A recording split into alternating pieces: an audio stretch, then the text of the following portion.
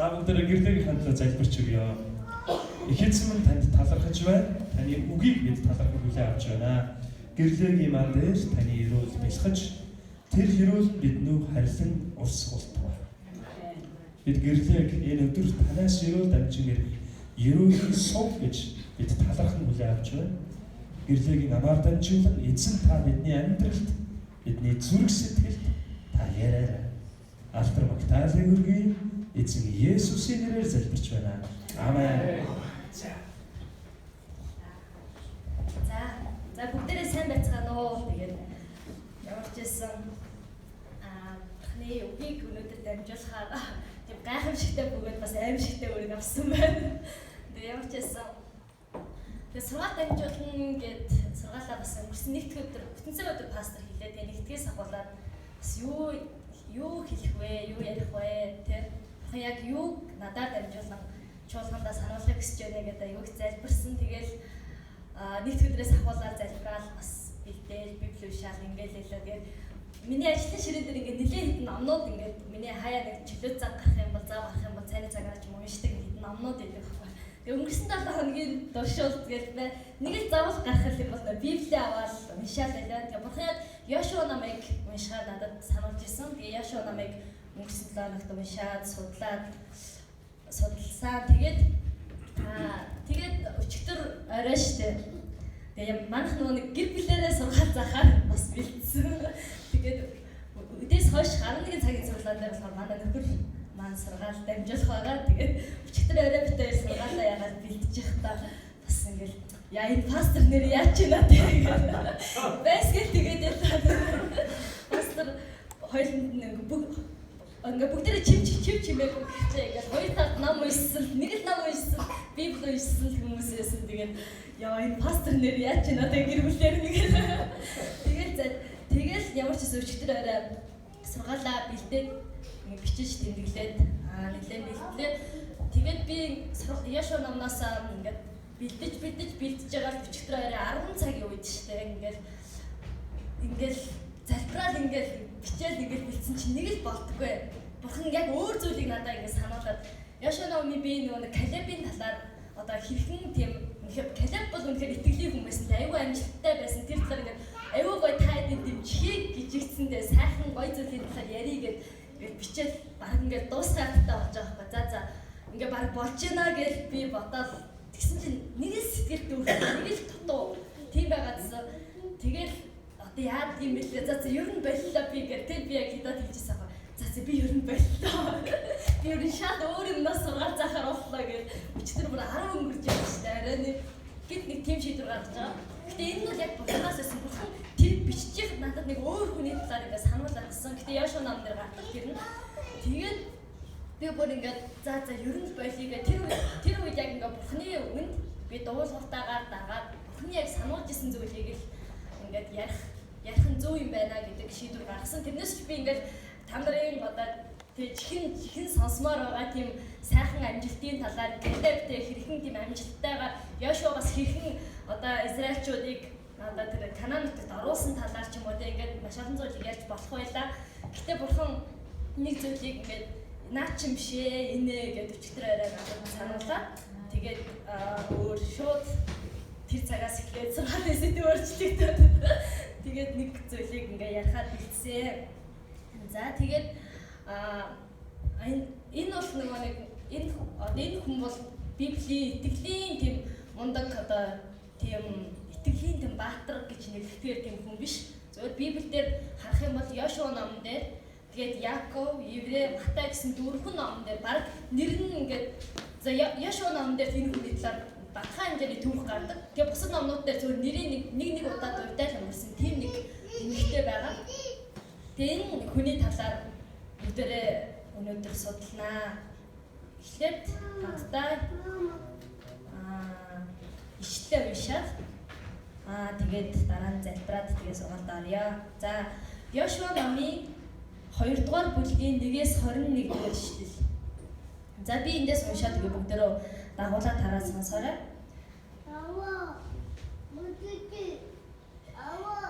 Ингээд нууны хүү Йошуа хоёр ирийг дуршуулаад Шитмээс нууцаар илгээж Илгээж явж тэр нутгийг ялангуяа Ирихог сайдар тандахдаг гэв.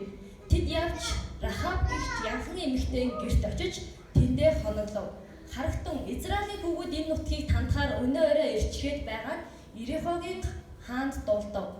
Ирихогийн хаан Рахаб танаад ирж гэртчин орсон хүмүүсийг авчир. Учир нь тэд энэ нутгийг бүхэлдэн тандахаар ирсэн билээ гэсэн мэдээг явуулав.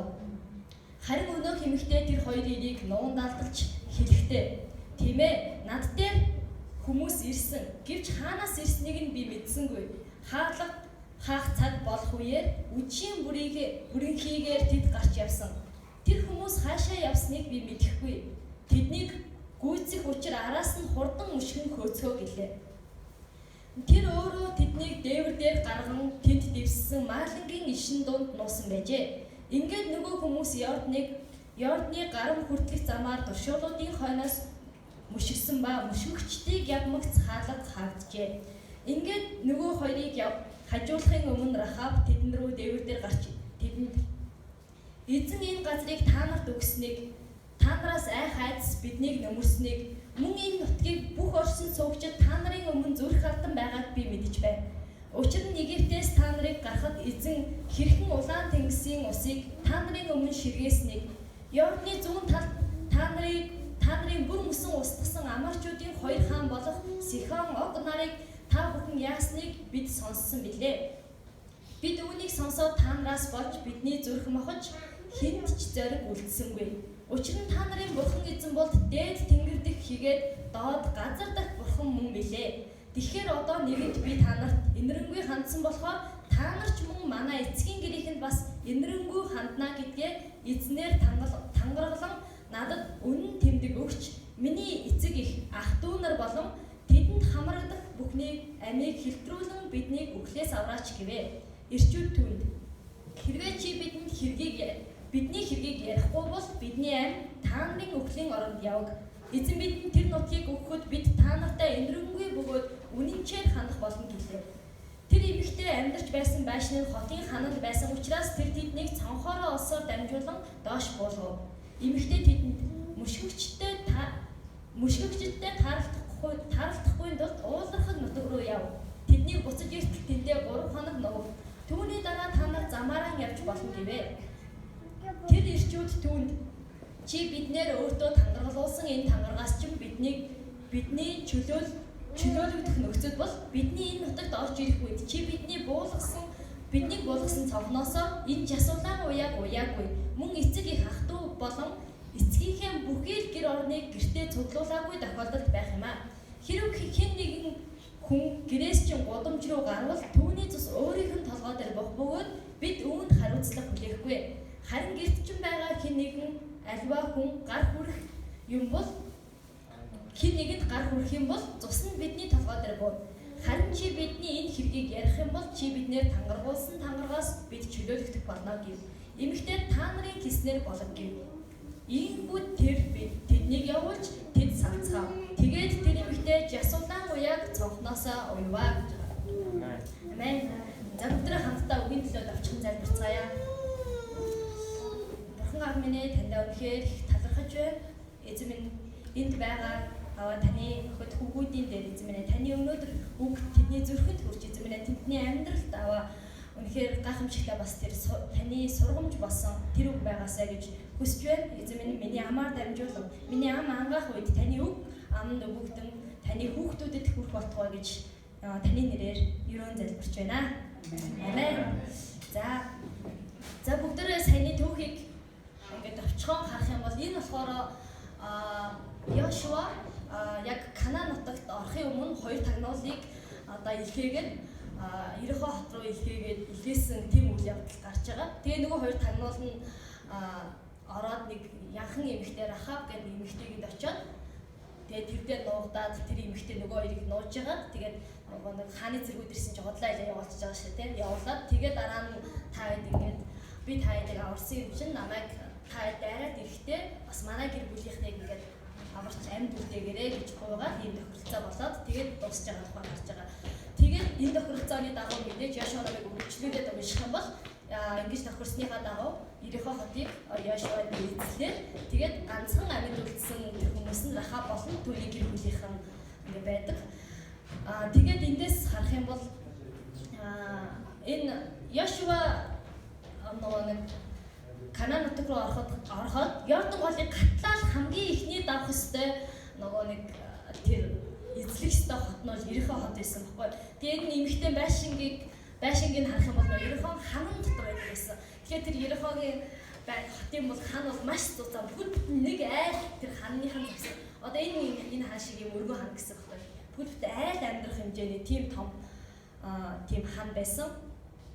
За тэгээд бүгдээрээ энэ Рахаб гээд эмэгтэйгээс бүгдээрээ суралцсан. Тэгээд Рахабыг харах юм бол энээс одоо сурах юм байна уу да гэмээр нэг тийм хүн байгаа нь. Тэр бол биеэ үлгч эмэгтэй байсан тийм. Тэр бол гим нүгэлтэй тийм эмэгтэй байсан. Тэгээд бурхан өнөөдөр ямар сонин хүнээс ингээд та бүгдийг сураасай гэж хүссэн бэ гэхээр бас гайхмаар тийм байгаа. Тэгээд Рахаб гим нүгэлтэй биеэ үлгч байснаас гадна тэр бас худлаа хийдэг худалч байсан тийм. Энэ дөрөвдүгээр ишлэл дээрээс харах юм бол зэргүүд нөгөө нэг асуугаад ирсэн чинь би мэдэхгүй тэр хоёр хүн ирсэн хаанаас ирсэн ч би мэдээгүй гэд. Яг үүндээ Рахаб бол мэдчихсэн. Тэр бүр маш сайн мэдчихсэн. Тэр ингээд нөгөө Йошуагийн хүмүүс ирсэн байна, ойрхон ирсэн байна гэдгийг аль хэдийнэ мэдээд тэгээд тэр хүмүүсийг ингээд нууж бүр тэр хүмүүс хэдийгээр ингээд ийм гим нүгэлтэй ийм хүнийг ч гэсэн бурхан одоо тий яаж өрөө ашигласан талаар энэ дээр гарч байна. Тэгээ гим нүгэл үйлдсэн л бол тэр хүн заавал төлөөсөө төлөх ёстой тий. Тэр гим нүглийн төлөөс бол өглөө гэд байдаг шээ тий. Тэгвэл ингээ худал хилээд тийм гим нүгэлтэй бие үүссэн энэ эмэгтэй бурхан Рахабыг яагаад ашиглаваа гэдгийг бүгдээрээ өнөөдөр харцгаад тэгээ хамгийн нэгдүгээр Рахабыг харах юм бол тэр бурханд итгэдэг байсан. Ерихо хотын хүмүүсийг харах юм бол тэр итгэгч хүн гэхээр байхгүй. Бүгдээрээ л тий бурханы хүмүүс биш бүр 600 одоо Авраамаас ахуулаад харах юм бол тэр нөгөө нэг Ерихо хот маш гим нүглээр тийм дүүрэн байсан учраас бурхан тэрийг угаасаа л устгах нь тий Израильчуудад би энэ Канаан газар нутгийг аль хэдийнэ өгнөө. Тэрийг бүр үндэстэн даяар нэг ч хүн үлдээхгүйгээр устгана гэсэн бурханы шийдвэр аль хэдийнэ тэр дээр байсан. Тийм учраас Йошуа итгэлийн тэр Израильчуудыг явуулаад Ерихо хотыг нурааж байгаа тухай гардаг. Тэгээд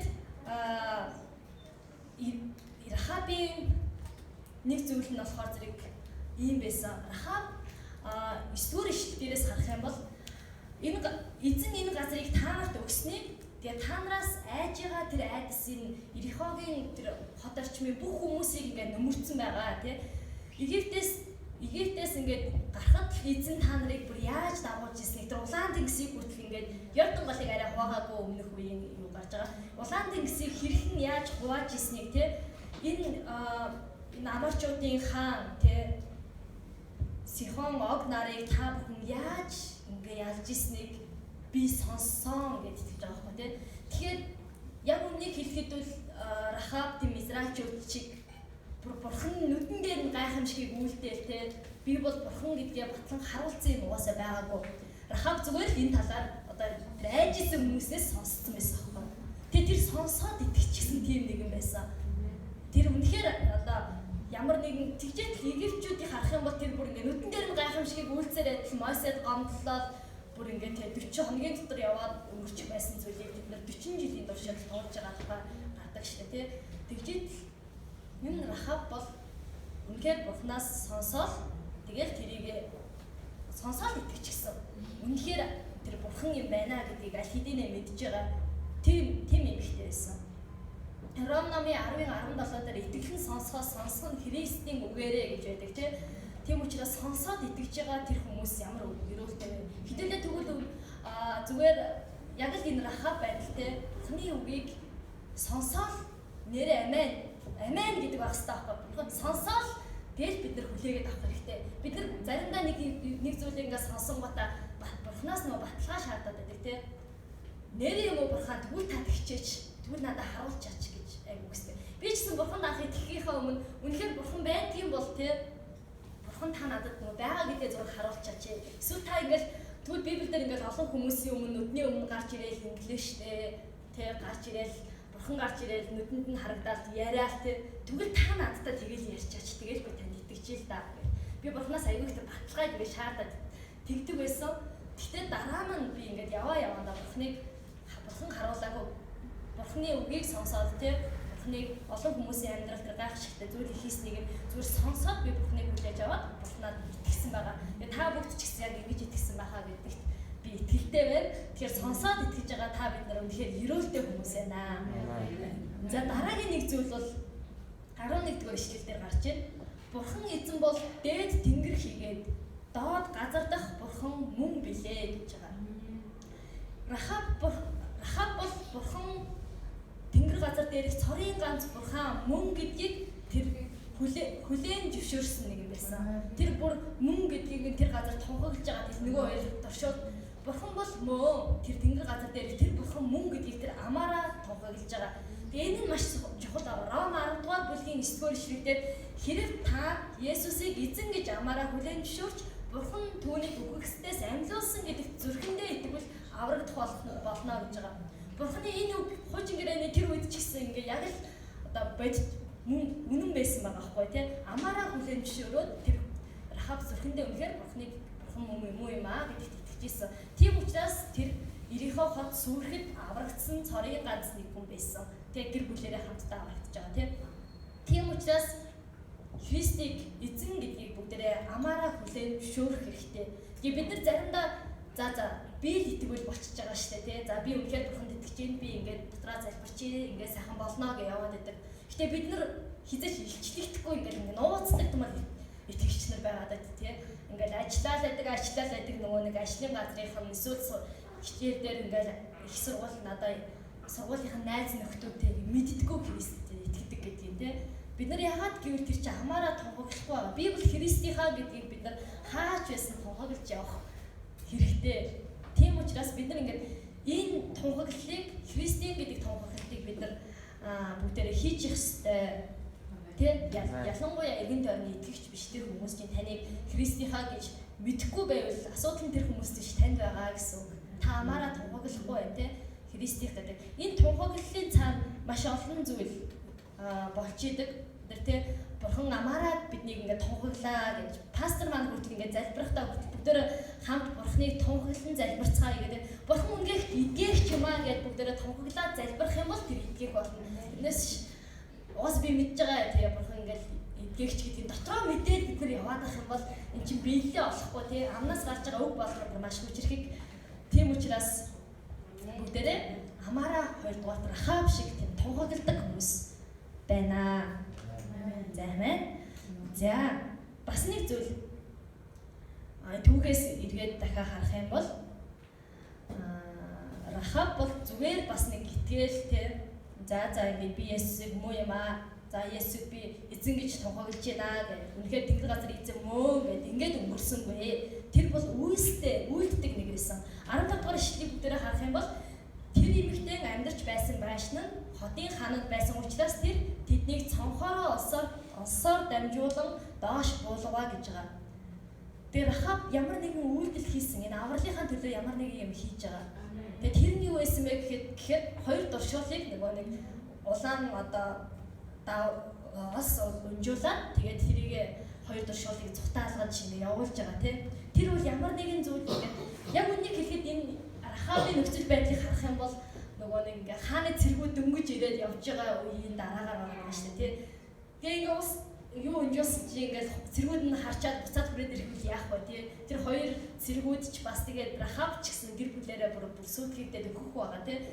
Тэгжид Рахаб энэ байдлыг идээ нэг гэдэг. Шоолно. Яа.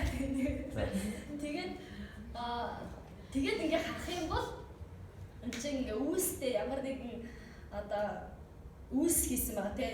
Үүсгүй итгэл нь бас өхмөл юм аа гэд байдаг шүү дээ. Тийм учраас Рахаб одоо тэр бүгдийг үл харгалзан бурхан бол эзэн гэдгийг мэдээд бурхан найдаад тэр ингээд авралынхаа төлөө нэг зүйл хийсэн байгаа. Тэр бол ингээд цухтаалгаж байгаа тийм зүгээр ингээд суулсангүй. Тийм учраас бид нар үүнээс юу гэж суралцах вэ гэхээр хэдүүлээ зүгээр нэг бурханд итгээл зөө сайхан байна шүү гэж өглөө цуглаандаа ирээд өдөр яваад бүтэнсээ өдөртөө нэг ирээд яваад ингээд зүгээр яваад авах биш. Бид нар хэдийгээр бид нар Есүсийн нэгүслэр аврагдсан Тэ аль хэдийнэ аврагдсан тийм хүмүүс байгаа ч гэсэн бид нар үйлддэг хүмүүс байх хэрэгтэй. Бид нар боддоор хийдэг, боддоор одоо Бурхны хаанчлал боддоор бүр тэр хувь нэмрээ оруулдаг тийм хүмүүс хэрэгтэй.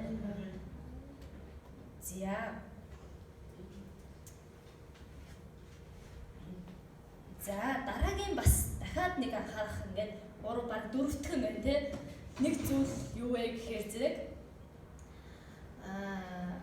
21 дугаар ишлэлээр гарч байгаа. Саяны түүхий эмэгтэй та нарын хийснээр болог гэв. Ийхүү тэр тэднийг явуулж тэд салцгаав. Тэгээд тэр эмэгтэй жасуулан уяаг цонхноосоо уйваа гэж байгаа. За энэ ишлэлээс бүгдээ юуг суралцаж болох вэ гэхээр Рахаб хоёр Яшуагийн хоёр элчтэй уулзсангуудаа за энэ хот бол угаасаа сүрэн гэдгийг тэр мэдчихсэн, бат итгэжсэн. Яшуагийн тал ялнаа гэдгийг бүр бат итгэжсэн.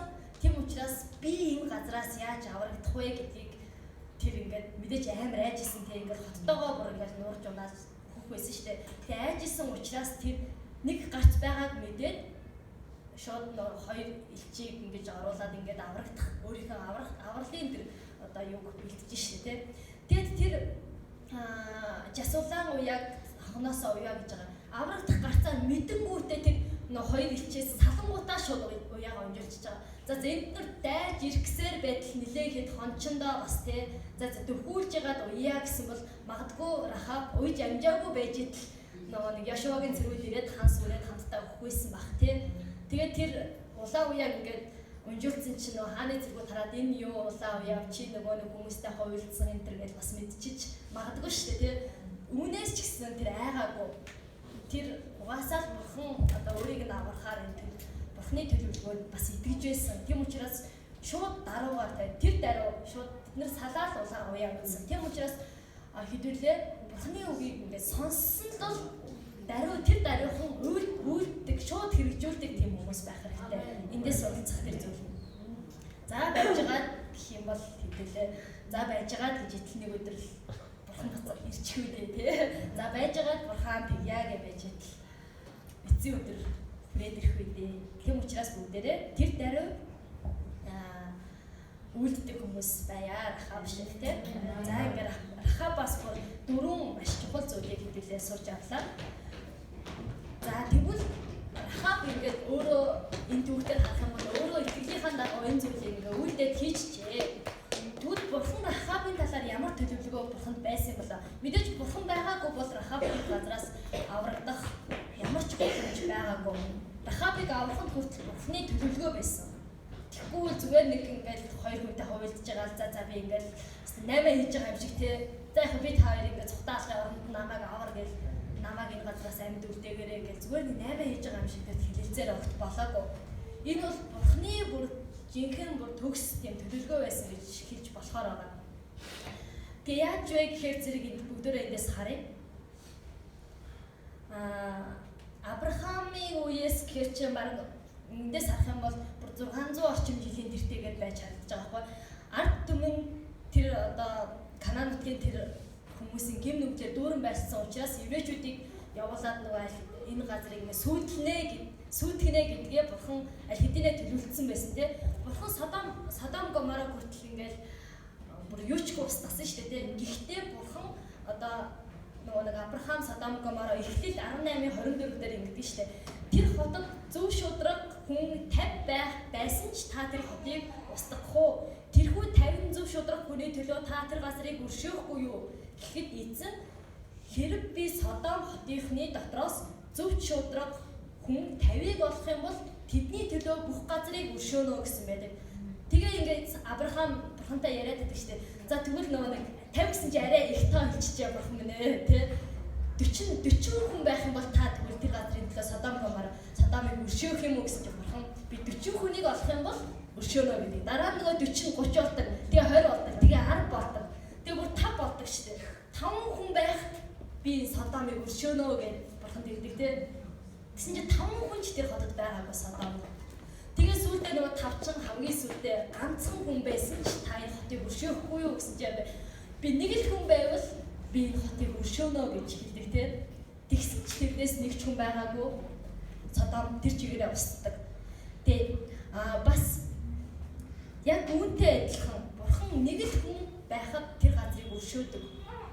Тийм учраас бурхан нэг хүний төлөө одоо нэг хүн байсан ч за ганцхан хүн юм чи яах вэ гэдэг тэр хотын хотоор нь сүйдэгдэггүй. Тэгээд Рахабын яг энэ итгэлийг харсан бурхан Ерихог нураахтаа Рахабыг мартаагүй байхгүй юу? Бурхан мартаагүй учраас хэрхэн яаж Рахабыг амьд үлдээх вэ гэдгээ бурхан аль хэдийнэ төлөвлөсөн байсан учраас энэ төвх болж байгаа. Тэр Рахаб амьд үлдэж байгаа. Тэгээ бурхан нэг хүнийг ч орхиогүй тэр газрыг одоо өршөөдөг. Тэр нэг бурхан хэрхэн нэг хүнээ өөрийн хүнээ хэрхэн авах вэ гэдэг төлөвлөгөөгөө маш сайн боловсруулсан байдаг. Тийм учраас ганц Рахабыг бурхан тэгтээс аварч үлдсэн байгаа. Содом Гомора бол ингээд нэг хүний төлөө л одоо бурхан тэр газрыг газраар нь өршөөх гэжсэн. Гэхдээ тийм нэг ч юм байгаагүй тий. Тэгжээс саяны энэ түүхээс харах юм бол ганцхан Рахабыг бурхан өршөөж байгаа. Тэгээ бас нөгөө юуны Ноагийн үеийн үед ч гэсэн тий бурхан яаж одоо өөрийн аврах хүмүүсийг аврах вэ гэдгээ бурхан маш сайн мэдчихсэн. Тэр хүүхч авдар хийгээл өөрийн одоо хүүхдүүдэд тийш аварчдаг тийм учраас бурхан ямар нэгэн зүйлийг ингээ сүйтгэхээс шийдэхдээ гинт уурлан гутаа ёо энэ стар таалагдахгүй нэг хотыг стар бүгдийг сүйдэглээ гэхдээ бурхан өөрийнхөө хүмүүсийг яах вэ гэдгийг одоо бүрэн төгс мэдчихэдэг. Тэр хэд хэдэн зориулсан төлөвлөгөөг аль хэдийнэ гаргацсан байдаг тийм. За тиймээс ингээ бурхан бол Рахабыг мартаагүй юм байна. Тэр хүн байна гэдгийг бүгдээрээ харж байна тийм. Бурхан өөрт нь итгэдэг, өөрт нь найддаг нэг л хүнийг нэг хүн байсан ч тэр нэг л хүнийг бурхан хизээч мартдаггүй. Түүнд зориулсан бүр ингээд тийм төлөвлөгөөг боловсруулдаг тийм төгсөвчтэй эзэн байна.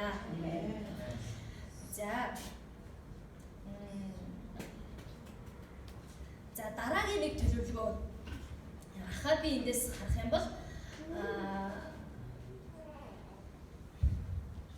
Ром 16-гийн 31 дээр тэд эзэн Есүст итгэгтэн чи болон гэрээхэнчин аврагдана гэлээ гэж байна. Рахабаас болоод түүний гэр бүл тэр чигээр аврагддаг.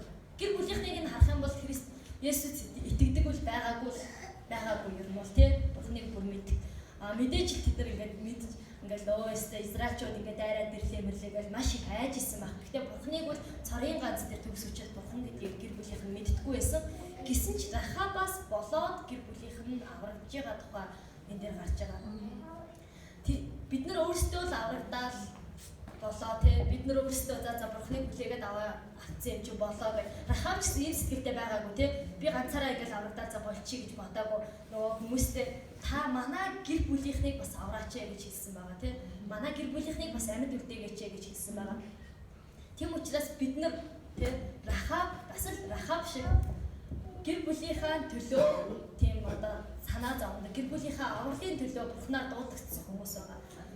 Гэр бүлийнхэн дотроо та ганцаараа магадгүй итгэгч бол тэр гэр бүлийг бүхэлдэн тэр гэр бүлийг бурхан танд хариуцуулаад өгсөн хариуцлага байна гэж бүгдээрээ хүлээж авах хэрэгтэй. Тийм учраас танай гэр бүлийнхэн чинь аврагдах эсэг нь таны гарт байгаа. Нэг л өдөр бид нар ингээд түрний Рахаб шиг үлдэхгүй бол нэг л өдөр эцсийн өдөр ирнэ те. Гэр бүлийнхэн чинь авагдаад явахгүй бид яах вэ? Яаж амжиг гэр бүлтэй хамгийн хайртай, хамгийн дотныхоо тэр хүмүүстэй сайн мэдээг ярьж бурхны талаар гэрчилж амжаагүй байж эцсийн тэр өдөр хүрээд ирчихвэл бас яах вэ? Тэгээ би нэг удаа эцсийн өдрийн талаар зүйдэлж исэн.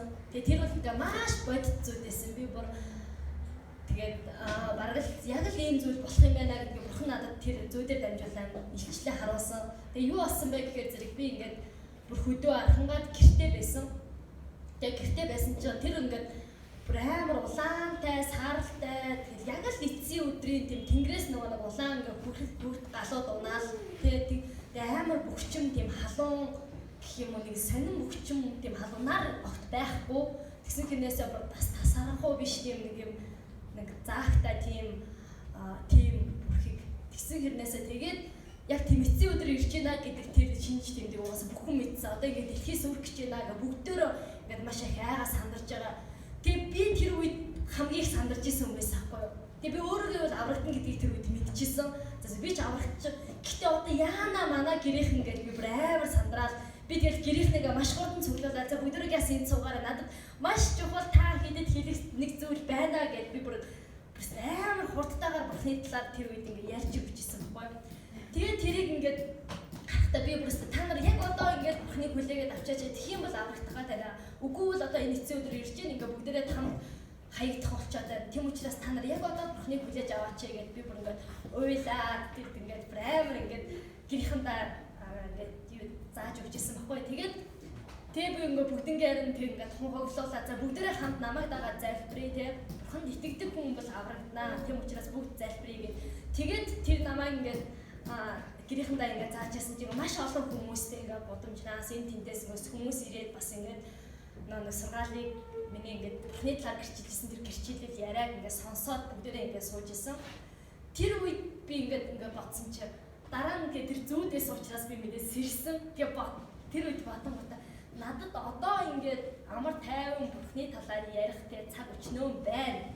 Тэгээ тэр үед нь би хэлэхгүй л эцсийн өдөр би ямар амар тийм сандралтай бүр тий би өөрөө ингээд баста дээцэгтэй хүртэл сандарсан. Одоо яана гэд бүр баста надад амар хэцүү байсан. Тэгээ манай гэрийнхээ ингээд эцсийн өдөр за ингээд бүгдээ өөхнэ гэж уйлаад тэгэхэд би бол ингээд нэг одоо өөхнэ гэж уйлахгүй байсан байхгүй. Би харин ч ингээд за Есүс ирж гин би аврагдах юм байна гэсэн бат итгэлтэй.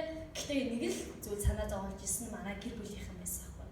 Тэгээ гэр бүлийнхнийхээ төлөө бид нар ингэж залбирч бид нар гэр бүлийнхнийхээ төлөө санаа тавьж те ингэхгүй бол яг эцсийн тэр өдөр ирэхэд бид нар үнэхээр сандралдах болно.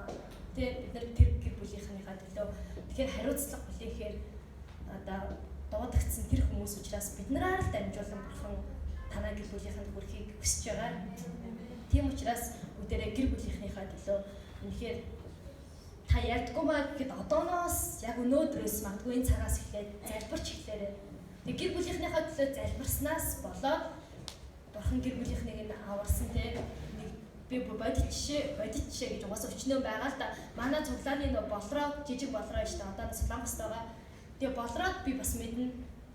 Тэр анх цуглаанд ирээд одоо манай цуглаан анх байгуулагдад бид нар хамт явдаг байсан нэг хэдэн залуучууд байсан. Тэгээ тэрний нэг нь болроо байсан байхгүй. Болроо гэр бүлийнхнийхээ төлөө дүүгийнхээ төлөө тэр тусмаа ялангуяа дүүн тэр үед оюутан байсан манай Тамира бас манай дараа нь манай цуглаанд явж хэлсэн. Үнэхээр залбирдаг байсан. Тэр ингээд би ингээд надтай тэгэл гэрчил бол хийгээл ингээд хуваалцаа сууж явахдаа би одоо ингээд Тамираг бурхан дээр авчирмаар байна тий. Миний одоо хамгийн бурхнаас гуйж залбирч байга ингэж байгаа тэр зүйл бол одоо ингээд Тамирагийн төлөө залбирах байна. Би тэгээ ундах болгонд нь орой ингээд араас нь гараа тавиад Тамираг одоо бурхан Тамирагийн зүрх сэтгэлийг зөвлөж бурхан дээр ирэхийн төлөө ингээд үргэлж залбирч ийна гэж залбирдаг байсан. Тэгээд тун удаачгүй Тамира манай цуглаанд ирсэн, манай цуглаанд явдаг байсан. Одоо бол Японд сурч байгаа. Тийм учраас болроогийн залбирлаас болоод тэр ирсэн. Тэрнээс болроо тийм одоо мундаг зүйл хийгээл Есүсийн гайхамшигыг авч чаддаг үлдээ Тамирыг өмнө харуулад ингээ итгэцэн могт байгаагүй. Тэр зүгээр л залбирсаар байсан. Тэр Есүсийн талаар боломж гаргах юм бол ярьсан. Тэгэл Тамира бурхан дээр ирсэн. Тийм болохоор бүгдээрээ гэр бүлийнхнийхээ төлөө та одооноос бас залбирч эхлээрэй. Энэ бол маш чухал байна. Таны залбирлыг бурхан сонсож байгаа.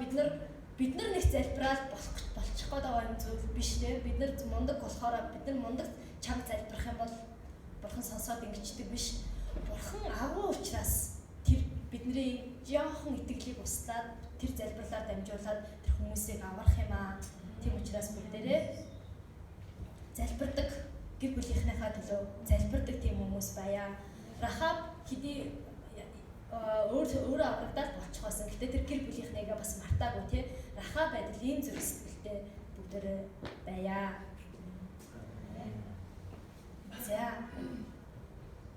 За бас нэг зүйл байна. Бурхан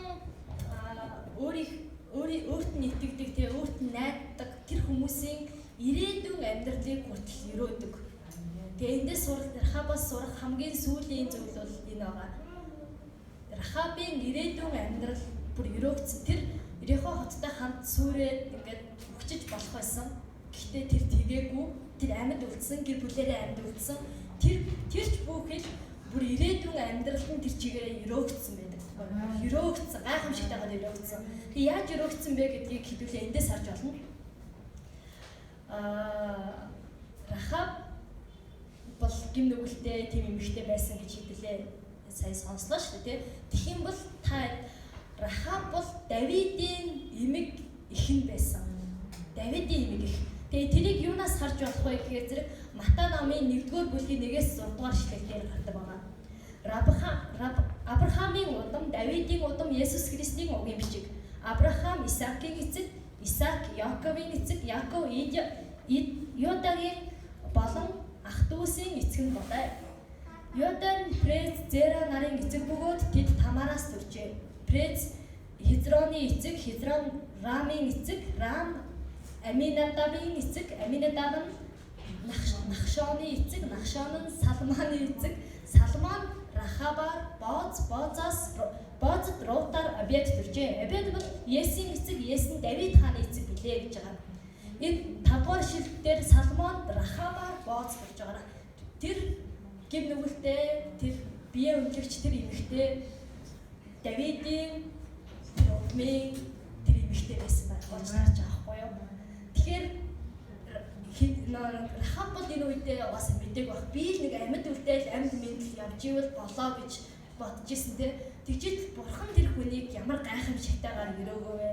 Тэр бүр Давид хаан бүр одоо хүртэл нэрэн дурсагдаад ингээ явж байгаа Давид хаан тэр Соломон хаан те хаан мэрэгэн ухаанаараа бүр дэлхийд одоо ч алдартай тэр хааны удмын тэр хүн болсон байгаа Рахабыг. Тийм учраас бурхан гимссэн болон түүнд найддаг, өөрт нь итгэдэг тэр нэгнийг авч ашигладаг. Тэр сул дорой бүр гим нүгэлтэй тийм хүн байсан ч бурхан ашиглах тийм төлөвлөгөө гаргасан бол тэр сул дорой нэгнийг агуу нэгэн болгож ашигладаг. Тийм бурхан байна. Тийм учраас үдээрээ Рахаб шиг тийм бурханд найддаг, бурханд итгэдэг тийм гэр бүлийнхнийгээ хүртэл ингээ бурхнаар ингээ авруулаад гэр бүлийнхэн хүртэл ингээд Есүс Христийн тийм одоо юу болчихж байгаа шүү дээ. Давид хааны удам бүр тийм болон өөрчлөгдөж байгаа тийм. Тийм учраас бүгдээрээ өнөөдөр ингээ харах юм бол яг л Рахаб шиг тийм бурханд найдаж, бурханд итгэж тэгээ бурханы шууд авралыг мэдэнгүүтээ тэр даруй шууд үйлддэг. Одоо Рахаб шиг тийм нэгэн байя. Тэгээ энэ нь бол Рахабын бас зүгээр бурханд итгэснээс аврал ирсэн болохоос биш. Рахабын тийм мундаг сайн жанжин байгаа. Рахаб бол Йошуа шиг, Давид шиг, Даниэл шиг тийм агуу, тийм мундаг удирдагч тийм хүн байгаагүй. Зүгээр л нэг бие өнлөгч эмэгтэй байсан. Яг одоо биднийг би ингээд бас өөрийгөө чарах юм би ч гэсэн ялгаагүй л нэг юм нүгэлтэй би ялгаагүй л нэг судаарай тийм эмэгтэй. Гэтэ бурхан ашиглах тийм төлөвлөгөө таны төлөө боловсруулах юм бол тэр бүр гайхамшигтай таны амьдрал өөрчлөгдөж өрөөгдөх болно. Тийм учраас бүгдээрээ өөрсдийгөө олох хэрэггүй. Бурхан таны төлөвлөгөө бэлдсэн гайхамшигтай төлөвлөгөө байгаа. Бурхан таны төлөө тэр Рахабын төлөө Ерихо хотыг тэр хот дотроос нэг хүн л байхад бурхан тэрийг авчиж байгаа. Бурхан тэр хүнийг аварч байгаа. Бурхан бол зүгээр нэг хүнийг олон дундаа гэж нэг хотоос тэр хотоор сүрүүлчээгүй тэрийг аварч байгаа. Нэг хүнд ч гэсэн нэг хоньныхоо төлөө санаа зовдог тийм хоньч. Тийм бурхан байгаа. Тийм учраас бүгдээрээ бурханд найдаж тийм бурханыг танд бэлдсэн гайхамшигтай төлөвлөгөөг бас хүлээж аваарай гэж хүсэж байна. Өнөөдөр хамтдаа сайн сургаалын төлөө залбирая.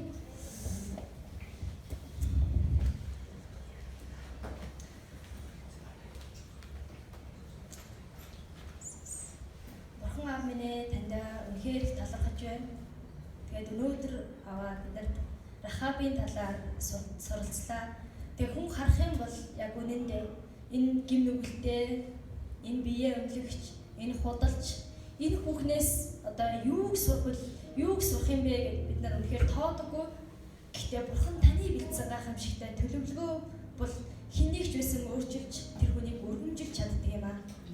Тийм ээ эзэн минь бид нар яг л Рахаб адил танд итгэдэг, танд найддаг, зүгээр таны үгийг сонсоод л дагдаг тэр нэгэн хүмүүс байхыг хүсэж байна. Эзэн минь бид нар бас таны үгийг сонсоод тэр даруй үйлддэг, яг л Рахав шиг сонсонгуудаа ямар нэгэн саад бэрхшээл, ямар нэгэн бэрхшээлийг тоочргүйгээр зүгээр сонссон итгэлийнхаа тэр даруйгаар үлддэг тэр нэгэн байхыг хүсэж байна. Эзэн минь ээ, бид нар бас таны гайхамшигтай бэлдсэн тэр төлөвлөгөө, таны бидний ирээдүйн амьдралд бэлдсэн байгаа тэр төлөвлөгөөг хүлээн авахыг хүсэж байна. Эзэн минь биднийг өнөөдөр та хэн байхаас үл хамааран та өөрийн алдрын гайхамшигтай тэр хаанчлалын төлөө ашиглахаар биднийг дуудсан тэр төлөвлөгөөг хүлээн авахыг хүсэж байна. Эзэн минь таньдаа үнэхээр их баярлалаа.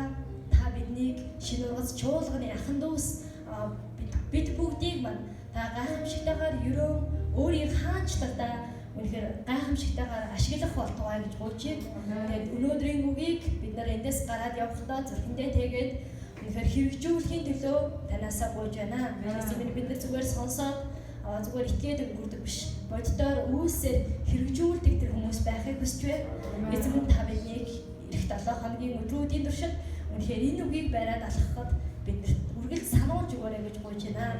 Тэгээд бүгдийг танд өргөн бидний агуу эзэн, бидний гайхамшигт тэр төгс хүчит бурхан эзэн таны нэрээр залбирч байна. Амен.